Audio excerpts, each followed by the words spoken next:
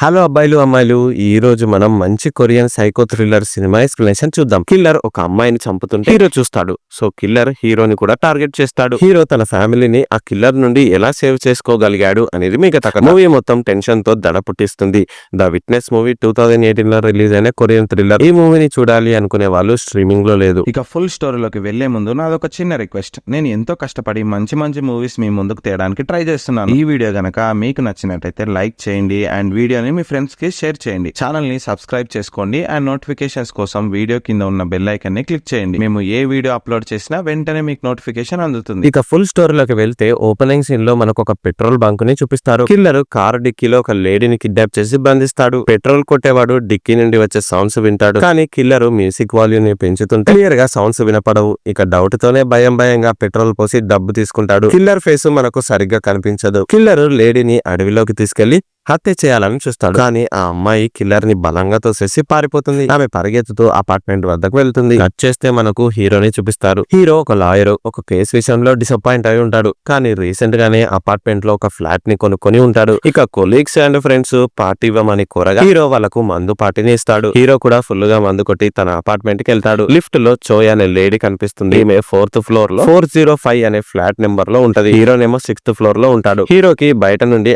అమ్మాయి అరుస్తున్నట్టు సౌండ్స్ వినిపిస్తాయి. కానీ లైట్ తీసుకుంటాడు. చోయ్కి కూడా ఆ అమ్మాయి అరుపులు వినిపిస్తాయి. ఆ సౌండ్స్ విన్నావా నువ్వు అని చాయ్ హీరోని అడిగితే మధ్య మత్తులో ఉన్న హీరో ఏం ఆన్సర్ చేయడు. వీళ్ళకి వినపడుతున్న ఆ అమ్మాయి సౌండ్స్ ఇందాక మనం కిల్లర్ చంపబోతున్న లేడీవే. ఆ లేడీ హీరో అపార్ట్మెంట్ వద్దకే వస్తుంది. కానీ అర్ధరాత్రి 1:30 అవడంతో అందరూ నిద్రలో ఉంటారు. హీరో ఇక వాళ్ళ ఇంట్లోకి వెళ్లి కిందకి చూస్తాడు. అక్కడ కింద కిల్లర్ అతను కిడ్నాప్ చేసిన లేడీని సుత్తితో కొట్టి చంపేస్తుంటాడు. ఈ విజువల్ ని చూసిన హీరో మైండ్ బ్లాక్ అయిపోతుంది. అప్పుడే హీరో ఇంట్లో లైట్ ఆన్ అవుతుంది. దాహంగా ఉండటంతో హీరో వైఫ్ పింకీయే లైట్ ని ఆన్ చేసి ఉంటది. కిల్లర్ హీరో ఫ్లాట్ ని చూస్తాడు. వెంటనే హీరో రియలైజ్ అయి లైట్ ని ఆఫ్ చేసి వైఫ్ ని రూమ్ లోకి పంపిస్తాడు. తిరిగి హీరో బయటికి చూస్తే కిల్లర్ అక్కడ ఉండడు. చావు బ్రతుకుల్లో ఉన్న ఆ లేడీ తన మొబైల్ ని తీసి పోలీసులకు కాల్ చేయాలని చూస్తుంది. కానీ మళ్ళీ కిల్లర్ అక్కడికి వచ్చి కొన ఊపిరితో ఉన్న లేడీని చంపేస్తాడు. ఆమె ఫోన్ ని బ్రేక్ చేస్తాడు. తర్వాత కిల్లర్ హీరో వైపు చూస్తూ వార్నింగ్ ఇస్తాడు. వెంటనే హీరో డోర్ ని లాక్ చేసుకుని బ్యాట్ ని పట్టుకుని ఆ రాత్రి అంతా నిద్రపోకుండా మేలుకొని ఉంటాడు. కిల్లర్ హీరో నిజంగానే తనని చూసాడా లేడా అని కన్ఫర్మ్ చేసుకోవడానికి ఇంటికి వచ్చి వెళ్ళుంటాడు. కట్ చేస్తే next day morning lady dead body ముందు అందరూ ప్రజలు గుమిగూడతారు. హీరో కూడా ఆ డెడ్ బాడీని చూడటానికి వెళ్తాడు. ఎవరో అన్నోన్ పర్సన్ హీరోని ఫోటోస్ తీసుకొని వెళ్తారు. కట్ చేస్తే ఇక డిటెక్టివ్ జాంగ్ అతని పోలీస్ టీమ్ తో స్పాట్ కి చేరుకొని కేస్ ని ఇన్వెస్టిగేట్ చేస్తుంటారు. డిటెక్టివ్ పర్మిషన్ తీసుకొని వచ్చి ఫ్లాట్ లో ఉన్న వాళ్ళు ఎవరైనా ఈ హత్యని చూసారేమో అనే కోణంలో ఈ కేస్ డీల్ చేస్తుంటాడు. హీరో ఏమో కిల్లర్ ని చూసినా పోలీసులకు చెప్పడు. ఎందుకంటే హీరో ఒక పిరుకోడు కాబట్టి. పోలీసులకి హత్య గురించి చెప్తే కిల్లర్ తనను ఇంకా తన ఫ్యామిలీని చంపేస్తాడేమో అని భయపడుతూ ఉంటాడు మన హీరో. సో హీరో ఇక ఈ మ్యాటర్ ని మర్చిపోదామని డిసైడ్ అవుతాడు. కిల్లర్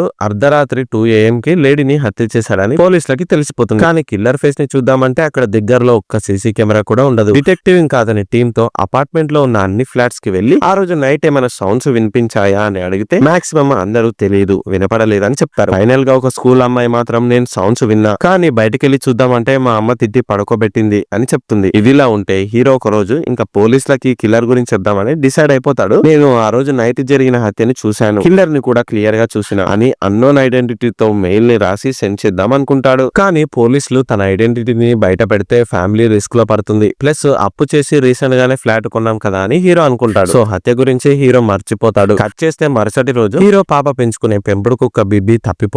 ఎంత వెతికినా కుక్క కంటపడదు. తర్వాత న్యూస్ లో ఇంకా అపార్ట్మెంట్ వద్ద జరిగిన హత్య గురించే రిపీట్ చేస్తూ చూపిస్తారు. హీరోకి రోజుకి టెన్షన్ పెరిగిపోతుంది కానీ తగ్గదు. Next day hero wife Pinky హీరోకి తెలియకుండా కుక్క బిబ్బి గురించి మిస్సింగ్ పోస్టర్ ని తయారు చేయించి అపార్ట్మెంట్ స్ట్రీట్స్ లో అంటించి ఉంటది. కుక్క కనిపిస్తే ఈ నెంబర్ కి కాల్ చేయండి అని వైఫ్ వాళ్ళ కాంటాక్ట్ నెంబర్ ఇంకా ఫ్లాట్ నెంబర్ తో సహా డీటెయిల్స్ అన్ని పెట్టి ఉంటది. ఈ పోస్టర్ ని చూసిన హీరో షాక్ అవుతాడు. వెంటనే వాడిని చించేస్తాడు. కిల్లర్ వీటిని చూస్తే అతనికి ఫోన్ నెంబర్ తెలిసిపోతుంది. ఇంకా ఇంటికి కూడా వచ్చే ఛాన్స్ ఉంది. అందుకే హీరో భయపడిలా చేస్తాడు. ఈ పని చేసినందుకు హీరో తన వైఫ్ కాల్ చేసి ఫుల్ వేసుకుంటాడు. మరుసటి రోజు అనుకున్నట్టే కిల్లర్ హీరో ఇంటికి కాల్ చేస్తాడు. కాల్ లిఫ్ట్ చేస్తే ఎవరు ఏం మాట్లాడరు. హీరో టెన్షన్ పడిపోతాడు. కిల్లర్ కాల్ ని కట్ చేస్తాడు. కానీ కాల్ కిల్లరే చేశాడని హీరో ఫ్యామిలీకి తెలియదు. ఇదిలా ఉంటే డిటెక్టివ్ కి ఇంకా అపార్ట్మెంట్ లోని లిఫ్ట్ లో మిడ్-నైట్ 2 AM లో రికార్డ్ అయిన సీసీ కెమెరా ఫుటేజ్ దొరుకుతుంది. ఆ టైంలో చాయ్ ఇంకా హీరో మాత్రమే లిఫ్ట్ ని వాడి ఉంటారు. సో డిటెక్టివ్ ముందు వెళ్లి చాయ్ ని క్వశ్చన్ చేస్తాడు. ఆమె భయపడి పోలీసులకు ఏం చెప్పదు.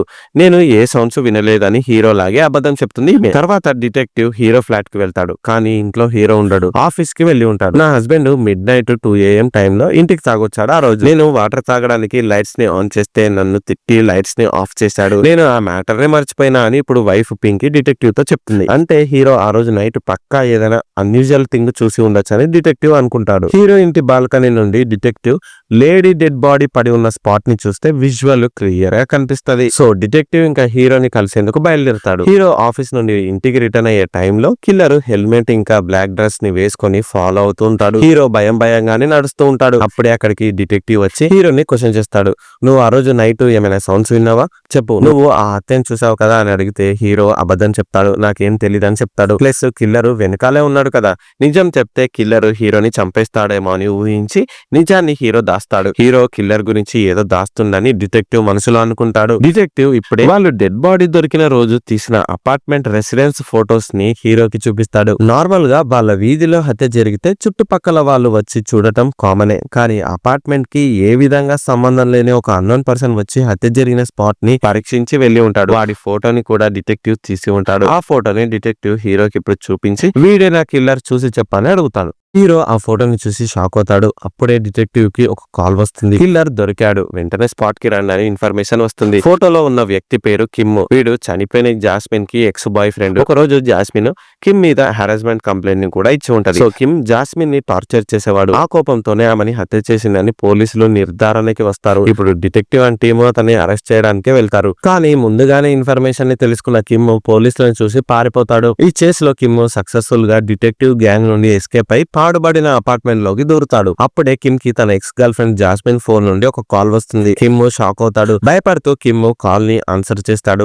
No response. అప్పుడే వెనుక నుండి వచ్చిన ఒరిజినల్ కిల్లర్ కిమ్ ని హత్య చేస్తాడు. కిమ్ హత్యని సూసైడ్ లాగా క్రియేట్ చేసి కిల్లర్ పారిపోతాడు. కిమ్ అసలు కిల్లర్ కాడు. అతను జాస్మిన్ తో చాలా నెలలు రిలేషన్షిప్ లో ఉండేవాడు. కొన్ని కారణాల వల్ల జాస్మిన్ బ్రేకప్ చెప్పి వెళ్లిపోతుంది. అలా కిమ్ ఆమె వెంట పడేవాడు. మొన్న కూడా జాస్మిన్ చనిపోయిందని తెలిసి డెడ్ బాడీ చూడడానికి మాత్రమే ఆ రోజు అపార్ట్మెంట్ కి వచ్చుంటాడు. సో అలా కిమ్ ని పోలీసులు కిల్లర్ అని పొరబడి వెంట పడతారు. కిల్లర్ కిమ్మే అని జాస్మిన్ ని హత్య చేసిన మ్యాటర్ పోలీసులకు తెలిసి వెంట పడ్డారు. అందుకే తప్పించుకోవడానికి దారి లేక సూసైడ్ చేసుకుందా అని చెప్పి చీఫ్ ఈ హత్య కేసు ని పర్మనెంట్ గా క్లోజ్ చేస్తాడు. హీరో డిటెక్టివ్ పంపిన కిమ్ ఫోటోని చూస్తాడు. కిమ్ కిల్లర్ కాదని హీరోకి కూడా తెలిసిపోతుంది. అనవసరంగా ఒక అమాయకుడు చనిపోయిందని హీరో అనుకుంటాడు. ఇలా ఒరిజినల్ కిల్లర్ జాస్మిన్ హత్య కేసుని కిమ్ మీదకి తోసేసి అతన్ని తిరిగి చంపేశాడు. కట్ చేస్తే హీరో ఇంటికి చాయ్ వస్తుంది. ఆమె న్యూస్ లో చూపించే కిమ్ ఫోటోని హీరోకి కూడా చూపించి, ఆ రోజు నువ్వు కూడా కిల్లర్ ని చూసావు కదా, నేను కూడా చూసా, న్యూస్ లో చెప్పినట్టు కిమ్ కిల్లర్ కాదు, రోజు నాకు అన్నోన్ నెంబర్ నుండి కాల్స్ వస్తున్నాయి, కట్ అవుతున్నాయి, నీకు కూడా అలాగే వస్తున్నాయి కదా, ఆ కిల్లర్ గాడు మన వీధిలోనే తిరుగుతుండు, చెప్పలేం వాడి నెక్స్ట్ టార్గెట్ మనమే అయి ఉండొచ్చు, నేను పోలీస్ కంప్లైంట్ ఇద్దాం అనుకుంటున్నా, కానీ ఒంటరిగా వెళ్ళాలంటే భయంగా ఉంది, అందుకే నువ్వు కూడా నాతో పాటు రా అని చోయ్ హీరోని బలవంతం చేస్తుంది. దీనికి హీరో మాట్లాడుతూ, నో నేను రాను, నేను ఏ కిల్లర్ ని చూడలేదు, నువ్వు వెళ్ళిపో అని చెప్తూ ఫోర్స్ఫుల్ గా చాయ్ ని గెంటేస్తాడు. సో చోయ్ బాధతో తిరిగి తన ఫ్లాట్ వద్దకు వెళ్తుంది. లిఫ్ట్ లో కిల్లర్ కూడా ఉంటాడు. చాయ్ ఫుల్ టెన్షన్ తో ఉంటది. కిల్లర్ సైలెంట్ గా ఉండి చాయ్ ఎప్పుడైతే తన ఇంటి లాక్ ని ఓపెన్ చేస్తుందో అదే టైంలో వచ్చి ఆమెని చంపేస్తాడు. హీరో ఇంట్లో చాయ్ ఫోన్ మోగుతుంది. చాయ్ తన మొబైల్ ని ఇక్కడే మర్చిపోయిందని చెప్పి హీరో దాన్ని రిటర్న్ ఇవ్వడానికి ఆమె ఫ్లాట్ కి వెళ్తాడు. కానీ అక్కడ డోర్ కొంచెం గ్యాప్ తో ఓపెన్ అయి ఉంటది. హీరో డౌట్ పడి ఆ గ్యాప్ నుండి లోపలికి చూస్తాడు. లోపల కిల్లర్ ఆల్రెడీ చాయ్ ని చంపేసి ఆమె బాడీని డిస్పోజ్ చేయడానికి ట్రై చేస్తుంటాడు. అప్పుడే చాయ్ ఫోన్ మళ్ళీ రింగ్ అవడంతో హీరో దాన్ని ఆఫ్ చేస్తాడు. కానీ ఆ సౌండ్ ని విన్న కిల్లర్ హీరోని చేస్ చేస్తాడు. హీరో ఫాస్ట్ గా కిల్లర్ నుండి పారిపోతుంటాడు. అలా హీరో అపార్ట్మెంట్ కిందకి వస్తాడు. అక్కడికి హీరో ఫ్యామిలీ కూడా షాపింగ్ ని పూర్తి చేసుకుని వస్తారు. కిల్లర్ దూరంగా నిల్చొని హీరో ఏం చేస్తాడో చూస్తూ ఉంటాడు. అప్పుడే స్పాట్ కి డిటెక్టివ్ కూడా వస్తాడు. చనిపోయిన కిమ్ ఒరిజినల్ కిల్లర్ కాదు కదా, చెప్పు నువ్వే ఒరిజినల్ కిల్లర్ ని పట్టించగలవని డిటెక్టివ్ హీరోని అడుగుతాడు. కిల్లర్ ఏమో దూరంగా ఉండి హీరో ఫ్యామిలీ మొత్తాన్ని చూస్తూ ఉంటాడు. ఇప్పుడు గనక హీరో నేను కిల్లర్ ని చూసినా అని చెప్తే కిల్లర్ హీరో ఫ్యామిలీని ఫినిష్ చేసే ఛాన్స్ ఉంది. అందుకే కిల్లర్ కి భయపడి హీరో డిటెక్టివ్ తో ఏం చెప్పడు. ఎందుకు నన్ను ఊరికే విసిగిస్తున్నారు, నాకు హత్య గురించి ఏం తెలియదని గట్టిగా అరవడంతో డిటెక్టివ్ సారీ చెప్పి వెళ్లిపోతాడు. తర్వాత కిల్లర్ కూడా వెళ్లిపోతాడు. హీరో ఇక తన ఫ్యామిలీని తీసుకుని ఇంట్లోకి వెళ్లి డోర్స్ అన్నిటిని లాక్ చేసి కూర్చుంటాడు. పోలీస్ డిపార్ట్మెంట్ మొత్తం కిల్లర్ కిమ్మే అని, వాడు సూసైడ్ చేసుకుని చనిపోయిందని నమ్ముతారు. కానీ ఒక డిటెక్టివ్ జంగ్ మాత్రమే కిల్లర్ కిమ్ కాదని వేరే వాడని బలంగా నమ్ముతూ ఉంటాడు. అందుకోసమే క్లోజ్ అయిన కేస్ ని సీక్రెట్ గా రీఇన్వెస్టిగేట్ చేస్తుంటాడు. డిటెక్టివ్ కిల్లర్ జాస్మిన్ ని కిడ్నాప్ చేయడానికి యూజ్ చేసిన రాబర్డ్ బ్లాక్ కార్ గురించి కనిపెట్టాలి అనుకుంటాడు. అందుకే అపార్ట్మెంట్ కి దగ్గరలో ఉన్న హైవే మీద ఉన్న అన్ని సీసీ కెమెరా ఫుటేజెస్ ని పరీక్షిస్తుంటాడు. అప్పుడే అసిస్టెంట్ కాల్ చేసి కార్ నెంబర్ ని కనిపెట్టినా అని చెప్తాడు. ఆ కార్ నెంబర్ ని బట్టి దొంగలించిన కారు ఎక్కడ ఉందో ట్రాక్ చేయడానికి డిటెక్టివ్ ఇంకా అసిస్టెంట్ ఇప్పుడు వెళ్తారు. కట్ చేస్తే ఇప్పుడు మనకు జాన్ ని చూపిస్తారు. జాన్ ఎవడో కాదు, కిల్లర్ చేత చనిపోయిన చాయ్ హస్బెండే వీడు. ఇతనికి తన పెళ్ళాం చనిపోయిందని ఇంకా తెలియదు. ఎందుకంటే కిల్లర్ చాయ్ డెడ్ బాడీని డౌట్ రాకుండా వేరే చోట డిస్పోజ్ చేసి ఉంటాడు. సో ఇప్పుడు జాన్ మిస్ అయిన తన వైఫ్ చాయ్ పోస్టర్స్ ని తయారు చేయించి అపార్ట్మెంట్ లో అందరికి పంచుతుంటాడు. అలాగే హీరోకి కూడా జాన్ పాంప్లెట్ ని ఇస్తాడు. నా వైఫ్ ని మీరు చూసారా అని వాడు అడిగితే హీరో చూడలేదని అబద్ధం చెప్తాడు. తర్వాత అపార్ట్మెంట్ లోని లేడీస్ అందరూ జాన్ అంటించే పాంప్లెట్స్ ని వ్యతిరేకిస్తుంటారు. పర్మిషన్ తీసుకొని అంటించమని ఇన్సల్ట్ చేస్తారు. సో అప్పుడే హీరో వైఫ్ పింకీ వచ్చి కింద పడిన జాన్ పోస్టర్స్ ని కలెక్ట్ చేసి అతనికి హెల్ప్ చేస్తుంది. మీరు కోలాబాబుకి డబ్బులిచ్చి మరీ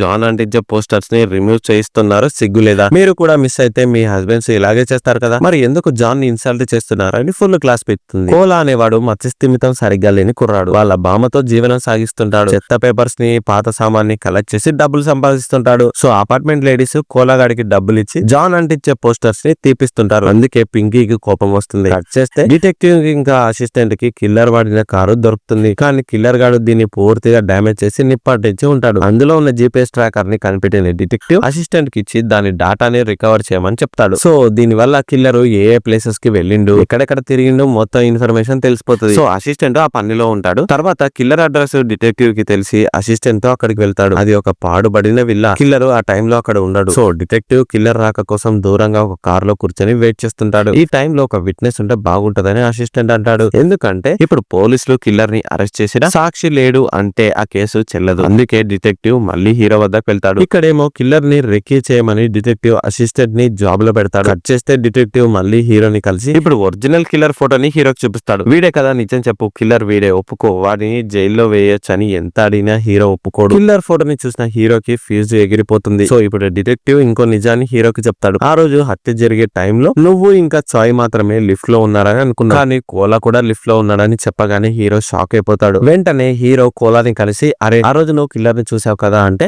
అవును చూశానని కోలా అంటాడు. సో పోలీసులు నీ దగ్గరికి వచ్చి అడిగితే కిల్లర్ గురించి నీకేం తెలియదు అన్నట్టు చెప్పు, లేకుంటే నిన్ను కిల్లర్ చంపేస్తాడని హీరో కోలాతో అంటాడు. కానీ బ్యాక్గ్రౌండ్ లో కిల్లర్ క్యాప్ పెట్టుకుని వస్తాడు. ఇది గమనించిన హీరో వారితో ఫైట్ చేస్తుంటాడు. కానీ వచ్చింది ఒరిజినల్ కిల్లర్ కాదు, డిటెక్టివ్ జాంగ్ అరేంజ్ చేసిన ఇంకో డిటెక్టివ్ అని మనకు అర్థమవుతుంది. నీకు కిల్లర్ గురించి తెలియకపోతే కోలా వద్దకు వచ్చి ఎందుకు సాక్ష్యం చెప్పకు అని అంటున్నావు అని డిటెక్టివ్ ఇప్పుడు హీరోని నిలదీస్తాడు. నీ వల్ల చాయ్ చనిపోయింది, నువ్వు అప్పుడే కిల్లర్ గురించి చెప్పి ఉంటే ఈ రోజు చాయ్ బ్రతికి ఉండేదని డిటెక్టివ్ హీరోని ఫుల్ తిడతాడు. దీనికి హీరో నేను కిల్లర్ గురించి చెప్తా, కానీ మీరు వాడిని పట్టుకుంటారని గ్యారంటీ ఏంటి? ప్లస్ వాడు ఎస్కేప్ అవుతే నా ఫ్యామిలీని వదిలిపెట్టాడు, నేను ఆ రిస్క్ చేయలేనని చెప్తాడు. ఇలా డిటెక్టివ్ ఇంకా హీరో గొడవ పడుతున్న గ్యాప్ లో ఒరిజినల్ కిల్లర్ వచ్చి కోలాని కిడ్నాప్ చేసి తీసుకెళ్లిపోతాడు. హీరో ఇంకా డిటెక్టివ్లు కోలా కోసం వెతుకుతారు. చివరకు ఒక కన్స్ట్రక్షన్ సైట్ లో గాయాలతో స్పృహ కోల్పోయి కింద పడిన కోలా కనిపిస్తాడు. వెంటనే డిటెక్టివ్ అంబులెన్స్ కి కాల్ చేసి రమ్మంటాడు. డాక్టర్స్ కోలాకి సర్జరీ చేసి డేంజర్ నుండి బయటపడిందని చెప్తారు. ఇప్పుడు హీరో డిటెక్టివ్ తో ఒక మాట చెప్తాడు. మీరు నన్ను సెల్ఫిష్ అని అనుకుంటున్నారు నాకు తెలుసు, కానీ నేను అప్పు చేసి ఫ్లాట్ కొన్నాను. నాది ఒక మిడిల్ క్లాస్ ఫ్యామిలీ, అందుకే అన్నిటికీ భయపడతాను, కానీ ఇప్పుడు కాదని చెప్పి ఇంటికి వెళ్తాడు. హీరో తన వైఫ్ తో జరిగిన మ్యాటర్ మొత్తం చెప్తాడు. నేను ఇక దీన్ని భరించలేను, కిల్లర్ జైలుకి వెళ్లే వరకు నా పోరాటం ఆపనని చెప్తాడు. దీనికి వైఫ్ పింకీ కూడా సపోర్ట్ చేస్తుంది. సో హీరో ధైర్యంగా పోలీసుల దగ్గరికి వెళ్లి కిల్లర్ చేసిన జాస్మిన్ హత్య గురించి క్లియర్ గా పూసగుచ్చినట్టు చెప్తాడు. కిల్లర్ ని కూడా హీరో గుర్తుపడతాడు. సో పోలీసులకి విట్నెస్ దొరికిండు కాబట్టి special task force team ready అవుతుంది. డిటెక్టివ్ జాంగ్ నేతృత్వంలో కిల్లర్ ఇంటికి రైడ్ కి వెళ్తారు. కిల్లర్ ఇంట్లోనే ఉంటాడు, కానీ వాడు పోలీసులు వస్తున్నారని ముందే గెస్ చేసి బాంబ్ ని దగ్గర పెట్టుకుంటాడు. ఆ బాంబ్ ని పోలీసుల మీదకి పడేసి కిల్లర్ పారిపోతాడు. ఇక ఈ బ్లాస్ట్ లో పోలీస్ టీము గాయాల పాలవుతుంది. కిల్లర్ దొరకలేదని నిరాశతో డిటెక్టివ్ స్టేషన్ కి వస్తాడు. హీరోకి కిల్లర్ ఎస్కేప్ అయిందనే నిజం తెలిసి షాక్ అవుతాడు. చెప్పిన కదరా వాడు చాలా డేంజర్ అని, అందుకే నేను స్టేట్మెంట్ ఇవ్వను అన్నది. ఇప్పుడు నా ఫ్యామిలీకి ఏమైనా జరిగితే ఎవరు రెస్పాన్సిబిలిటీ అని హీరో డిటెక్టివ్ మీద అరుస్తాడు. వెంటనే హీరో క్యాబ్ ఎక్కి ఇంటికి వెళ్ళాలి అనుకుంటాడు. వైఫ్ కి కాల్ చేస్తే తను కాల్ లిఫ్ట్ చేయదు. సో హీరో ఫుల్ టెన్షన్ పడతాడు. దారి మధ్యలో కిల్లర్ హీరో ఉన్న క్యాబ్ ని చేస్తాడు. అదేంటి, హీరో ఫ్యామిలీని కదా కిల్లర్ టార్గెట్ చేయాలని మనం అనుకుంటాం, కానీ కిల్లర్ అనూహ్యంగా హీరో మీద అటాక్ చేస్తాడు. హీరో ఉన్న క్యాబ్ ని కిల్లర్ తన కార్ తో గుద్దుతాడు. కానీ వచ్చింది కిల్లర్ కాదు, చనిపోయిన చాయ్ హస్బెండ్ జాన్. జాన్ కిల్లర్ లాగా మారు వేషం వేసుకొని హీరోని చంపాలని చూస్తాడు. ఇదే మూవీలోని మెయిన్ ట్విస్ట్. ఇప్పుడే హీరో మాట్లాడుతూ ఎందుకు నువ్వు నన్ను చంపాలి అనుకుంటున్నావు అని అడిగితే జాన్ ఒక మాట చెప్తాడు. కిల్లర్ నాకు కాల్ చేసి నీ పెళ్ళాం నా దగ్గరే ఉంది, నువ్వు హీరోని చంపితే నిన్ను నీ వైఫ్ ని విడిచిపెడతా అని అన్నాడు, అందుకే నా వైఫ్ కోసం నిన్ను చంపేస్తున్నా అని జాన్ అంటాడు. అరే పిచ్చోడా, నీ వైఫ్ ని ఆల్రెడీ కిల్లర్ చంపేశాడు, నేనే దానికి ఐ విట్నెస్, నన్ను చంపడానికి నిన్ను ఒక పావులాగా వాడుకోవాలనుకుంటున్నాడు ఆ యదవ అని హీరో జాన్ తో అంటే జాను షాక్ అయిపోతాడు. అప్పుడే డిటెక్టివ్ స్పాట్ కి వచ్చి హీరోని అటాక్ చేస్తున్న జాను భుజానికి షూట్ చేస్తాడు. వద్దు ప్లీజ్ జాన్ ని ఏం చేయకని హీరో డిటెక్టివ్ ని కోరతాడు. హీరో ఇప్పుడు జాన్ కి సారీ చెప్తాడు. నీ వైఫ్ కి నేను హెల్ప్ చేసి ఉంటే ఇప్పుడు బ్రతికి ఉండేది ఆమె, నన్ను క్షమించని హీరో జాన్ తో అంటాడు. కిల్లర్ నాతో ఇంకో మాట కూడా చెప్పాడు. వాడు మనల్ని చంపడంట, మన ఫ్యామిలీస్ ని చంపేస్తే మనము లైఫ్ లాంగ్ బాధపడతామంట. వెళ్ళు నీ ఫ్యామిలీని కాపాడని జాన్ హీరోతో అంటాడు. హీరో ఫాస్ట్ గా తన ఇంటికి బయలుదేరుతాడు. ఇప్పుడు జాన్ తన వైఫ్ చనిపోయిందని తెలిసి బాధపడతాడు. కట్ చేస్తే ఇంట్లో హీరో వైఫ్ పింకీ ఇంకా కూతురు మాత్రమే ఉంటారు. హీరో చెప్పినట్టు పింకీ డోర్స్ ని లాక్ చేసుకుని ఉంటది. ఇప్పుడే ఒరిజినల్ కిల్లర్ పోలీస్ లాగా వేషం వేసుకుని మీకు సెక్యూరిటీ కోసం వచ్చిన మేడం డోర్ ని ఓపెన్ చేయండి అంటే ఫింగర్ పింకీ డోర్స్ ని ఓపెన్ చేసేస్తుంది. ఇంకేముంది కిల్లర్ పింకీని ఇంకా పాపని చంపాలి అనుకుంటాడు. కానీ పింకీ పాపని బయటికి పంపించేస్తుంది. తర్వాత కిల్లర్ ని అతి కష్టం మీద సుత్తితో దాడి చేసి పింకీ మళ్ళీ తన పాప కోసం బయటికి వెళ్లి వెతుకుతుంది. పింకీ పాపని బాగానే కనిపెట్టి హక్ చేసుకుంటది. కానీ కిల్లర్ వెనకాలే వస్తుంటాడు. పింకీ హెల్ప్ కోసం అపార్ట్మెంట్ చుట్టూ తిరుగుతుంది. కానీ ఆల్రెడీ కిల్లర్ సెక్యూరిటీ గార్డ్ ని కూడా చంపేసి ఉంటాడు. ఇంకా ఫైనల్ గా పింకీ పాపతో గ్రౌండ్ ఫ్లోర్ కి రీచ్ అవుతుంది. అప్పుడు లిఫ్ట్ దగ్గరికి చాలా మంది యువకులు ఇంకా ఫ్యామిలీస్ వస్తారు. వాళ్ళని చూసిన కిల్లర్ పారిపోతాడు. అప్పుడే స్పాట్ కి హీరో కూడా వస్తాడు.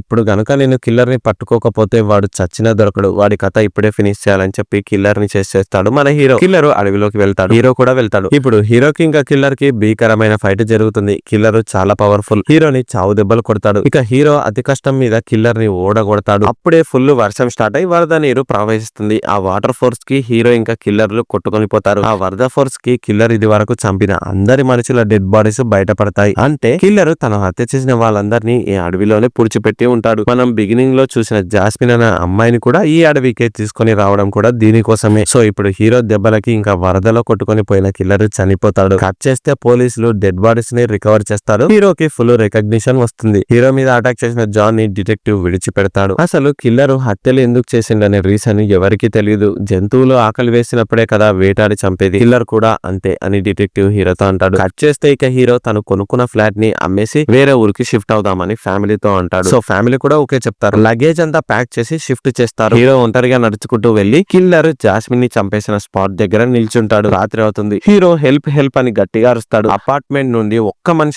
మనిషి కూడా రెస్పాండ్ అవ్వడు. సో బేసిక్ గా ఎవరి లైఫ్ వాళ్ళది, పక్కోడు ఏ రిస్క్ లో పడిండ్రు అని కూడా చూడరు. అలా ఉంది సమాజం ఈ రోజుల్లో అని డైరెక్టర్ ఈ మూవీ ద్వారా చెప్పారు. ఇక్కడే మూవీ ఎండ్ అవుతుంది. ఈ వీడియో కనుక మీకు నచ్చినట్టయితే వీడియోని లైక్ చేయండి, షేర్ చేయండి. ఛానల్ ని ఎవరైతే సబ్స్క్రైబ్ చేయలేదో సబ్స్క్రైబ్ చేయండి అండ్ మాకు సపోర్ట్ చేస్తూ ఉండండి. Thank you.